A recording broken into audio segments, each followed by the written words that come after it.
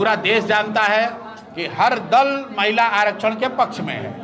बहस का मुद्दा डिलिमिटेशन है कि अगर आप महिला आरक्षण ला रहे हैं तो उससे डिलिमिटेशन को क्यों जोड़ रहे हैं, क्योंकि ज़्यादातर राजनीतिक दलों को ये आशंका है कि महिला आरक्षण के आड़ में जो डिलिमिटेशन किया जाएगा तो लोकसभा के क्षेत्र को इस तरह से चेंज किया जाएगा ताकि रूलिंग पार्टी को, भाजपा को, उनके सहयोगी दलों को फायदा होगा। इस पर चर्चा सदन में चल रही है। आप, हम, पूरा देश देख रहा है, निर्णय होने दीजिए। लेकिन नागरिक होने के नाते हम लोग को भी ऐसा लगता है कि महिला आरक्षण आपको अलग से लागू करना चाहिए, डिलिमिटेशन को उससे जोड़ने की बात नहीं है, क्योंकि महिला आरक्षण की आड़ में अगर आप डिलिमिटेशन के जरिए अपने लिए बेहतर कंस्टिट्यूएंसी बना रहे हैं तो सरासर गलत है। महिलाओं को आगे करके आप सोचिए कि जो बिल 2023 में पास हो गया था, उस बिल को दोबारा पास करवाने के पीछे बीजेपी की क्या मंशा थी? क्या यह सिर्फ महिला सशक्तिकरण का मुद्दा था या इसके जरिए कोई बड़ा राजनीतिक संदेश देने की कोशिश की गई?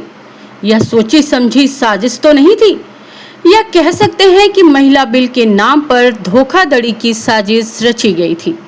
अब सवाल यह है कि इस साजिश बल के पीछे बीजेपी का मकसद क्या था? इन सभी चैनल के एनालिसिस को सुनिए तो आप समझेंगे कि किस तरह से धोखे की साजिश रची गई थी।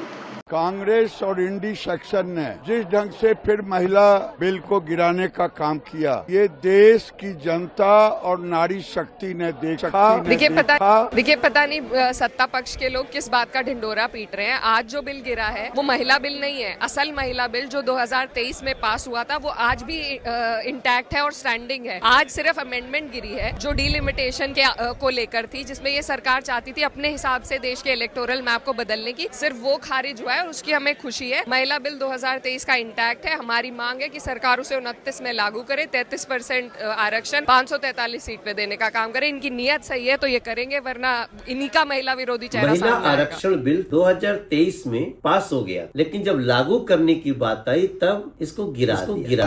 ये विमेन रिजर्वेशन बिल नहीं गिरा है, डिलिमिटेशन बिल गिरा है। उसी से लिंक्ड करके, उसी की आड़ लेकर के जो परसीमन सरकार करना चाहती थी, ये उस बिल की हार हुई और बिल की नहीं बल्कि सरकारी साजिश की हार हुई है। ने लिखा था कि ये 33% वुमेन रिजर्वेशन बिल ये लेके आएंगे, लेकिन 9.5 साल बाद सितंबर 2023 में फाइनली स्पेशल सेशन ही बुला के ये बिल वो लेके आए।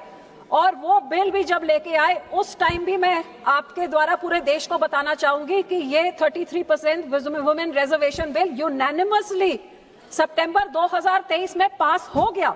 जिस तरीके से ये बिल लेके आए थे कि वो सेंसस होगा, डिलिमिटेशन होगी और तब जाके 33% रिजर्वेशन मिलेगा, उस टाइम भी सारे विरोधियों ने कहा था कि आप ये 2024 से 6 महीने पहले आप लेके आ रहे हैं, आप जैसे हैं आप ऐसे पार्लियामेंट में ही भी आप 33% आप रिजर्वेशन आज ऐलान करिए और अगले जनरल इलेक्शन में करिए। लेकिन इस सरकार ने ही कहा कि सेंसस और डिलिमिटेशन के बिना नहीं हो सकता। ये 2023 के बाद आज 3 साल हो गए, ना तो इन्होंने सेंसस शुरू किया 21 में, ना शुरू किया 23 में, और अब 26 में आके अब ये ही नया बिल लेके, अमेंडमेंट लेके आ रहे हैं कि अब सेंसस की जरूरत नहीं है। जब 23 में बोलते थे, हम लोग बोलते थे कि जरूरत नहीं है, आप ऐसे लागू कर दे, इन्होंने कहा कि उसकी जरूरत है। आज यही बुलडोज करके कह रहे हैं कि अब नहीं जरूरत है।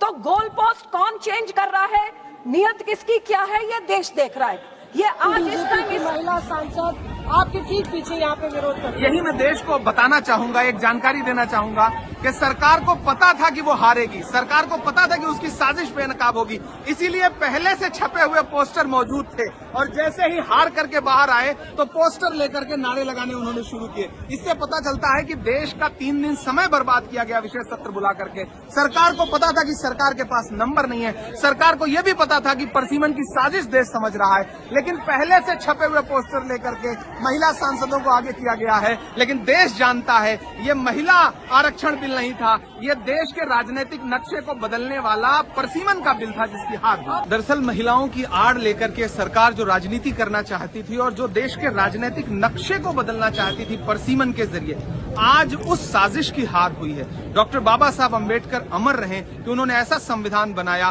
कि सरकार तमाम साजिशें करके भी उसे बदल नहीं पाई। आड़ महिलाओं की ली गई। दरअसल अगर महिलाओं को अधिकार देना मकसद होता तो 2023 में जिस दिन बिल पास हुआ था, पूरा विपक्ष एकजुट होकर के सरकार से कह रहा था आज से लागू करिए, लेकिन सरकार ने नहीं लागू किया था क्योंकि उनका मकसद महिलाओं को अधिकार देना नहीं है। उनकी साजिश हारी है, परसीमन हारा। गृह मंत्री जी और प्रधानमंत्री जी का भाषण सुन रही थी। कई बार दोनों ने अलग अलग मौकों पर अपने भाषण में कहा कि आप लोग अगर इसके साथ सहमत नहीं होंगे तो आप कभी यहाँ नहीं बैठ सकते, आप कभी सत्ता में नहीं आ सकते, आप कभी जीत नहीं सकते। और इससे बहुत साफ हो गया कि इनकी मंशा क्या थी। हम सब थोड़ा चौंके हुए थे कि अचानक ये सत्र बुलाया जा रहा है, विधानसभा चल रहे हैं 2 प्रदेशों में, अभी अचानक बुलाया जा रहा है, बड़ी जल्दबाजी की जा रही है। किसी को मालूम नहीं था एक दिन पहले तक कि क्या आने वाला है, मसौदे में क्या होगा। मसौदा सार्वजनिक करते हैं सिर्फ एक दिन पहले ताकि हमें समय भी नहीं मिलता। तो हम सब सोच रहे थे कि ये सब क्या हो रहा है और क्यों हो रहा है। मेरे ख्याल से पूरी साजिश जो रची गई षड्यंत्र की तरह कि किसी न किसी तरह से हमें सत्ता में रहना है।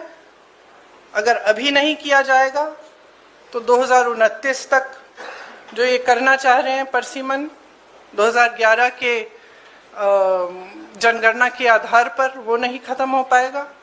तो ये सब करने के लिए एक तरह से प्लान बनाने के लिए कि परमानेंटली हम सत्ता में कैसे रह सकते हैं और कैसे करें। 2023 में जिसको सारे विपक्ष ने, पक्ष ने, सब ने मिल के पास किया था महिला आरक्षण बिल, वो पास हुआ है और वो नोटिफाई हो चुका है। अब जो कल बिल गिरा वो क्या था? वो था देश के टुकड़े टुकड़े करने का बिल, जो भारतीय जनता पार्टी टुकड़े टुकड़े गैंग बनके देश भर में लागू करना चाह रही थी। उत्तर और दक्षिण का झगड़ा कराना चाह रही थी। बंगाल की सीटें कम, उड़ीसा की सीटें कम, तमाम राज्यों के बीच में असंतोष पैदा करना चाह रही थी। तो आपसे मैं पूछना चाहता हूं, क्या आप देश में असंतोष चाहते हैं? क्या लड़ाई झगड़ा चाहते हैं? क्या भारतीय झगड़ा पार्टी जो चाहती है कि साउथ और नॉर्थ के बीच में झगड़े शुरू हो जाए, क्या इससे आप भी सहमत हैं? कोई नहीं सहमत हो सकता। जो भी सच्चा हिंदुस्तानी होगा वो देश में शांति चाहेगा। चाहिए अर्जुन जी, आज ही ले आइए, हम लोग राजी है। अभी जो स्ट्रेंथ है उसमें 50% वुमेन रिजर्वेशन कर दीजिए, आज पूरा आप लोग ले आइए। रात 12 बजे तक हम लोग बैठे रहेंगे इधर। उसको लिए डिलिमिटेशन का जरूरत नहीं है, उसके लिए डिलिमिटेशन का जरूरत नहीं है। नाटंकी बंद करिए, बहुत नाटंकी हो गया। करना चाहिए, एक दिन में हो जाएगा। 544 50% women reservation, we will all pass the bill today. हम लोग सब राजी है, कर दीजिए ना। हिम्मत नहीं है आपको, हिम्मत नहीं है। आप जानते हैं हम आंकड़ा बोलेंगे आपको। आप लोग कचरना नहीं चाहते, आप लोग पार्टी में भी नहीं किया है। आप लोग क्या करेंगे? जो है मोदी सरकार टुकड़े टुकड़े गैंग के रूप में काम कर रही थी। ये नॉर्थ साउथ का झगड़ा कराना चाह रही थी।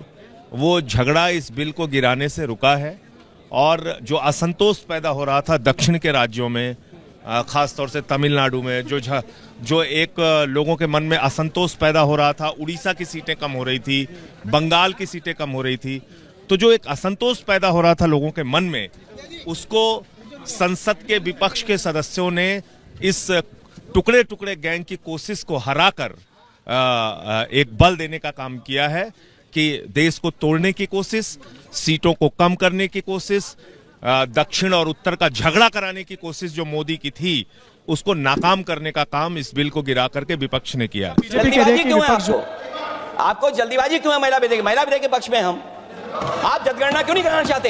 ये अध्यक्ष महोदय, सेंसस ये इसलिए नहीं करना चाहते हैं कि जैसे ही जनगणना होगी हम सब लोग जातीय गणना मांगेंगे, जातीय गणना होगी तो हम आरक्षण मांगेंगे, इसीलिए आप लोग धोखा देकर के आना चाहते हैं। और संविधान पर आक्रमण था और इसको हमने हरा दिया है, तो अच्छी बात है। सर जो सरकार कह रही है कि महिलाओं का विरोध किया, इस बात की आपके ऊपर जो है विपक्ष को क्लियरली बोला है, हमने क्लियरली बोला है कि ये महिला बिल नहीं है, ये हिंदुस्तान का राजनीतिक जो स्ट्रक्चर है, इलेक्टोरल स्ट्रक्चर है, उसको बदलने की कोशिश है। ये हमने रोक दिया है और मैं भी कह रहा हूं, प्रधानमंत्री से कह रहा हूं, अगर आप महिला बिल चाहते हैं 2023 का महिला बिल निकालिए, उसका इम्प्लीमेंटेशन आज से करिए और पूरा का पूरा ऑपोजिशन 100% आपको समर्थन देगा और महिला बिल हम इमीडिएट इम्प्लीमेंटेशन करा देंगे।